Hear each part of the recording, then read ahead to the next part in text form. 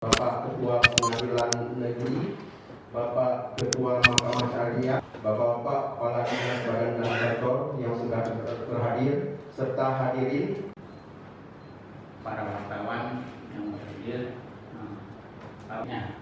Saudara Bupati Nagan Raya M. Jamin Idham mengukuhkan kepengurusan Satuan Tugas Penanganan COVID-19 di Aula Bapeda. Satgas akan menggantikan gugus tugas yang telah berakhir dengan struktur kepengurusan yang diketuai Bupati dan Wakil Ketua dari Forkopimda.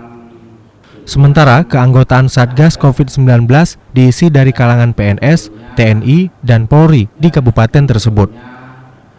Bupati Nagan Raya mengajak semua kepengurusan Satgas COVID-19 untuk sama-sama terus bekerja dalam penanganan dan pencegahan COVID-19 di Nagan Raya.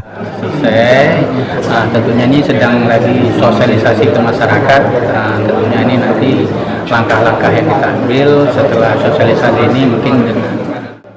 Dari Sukamakmur, Rizwan, Serambi On TV.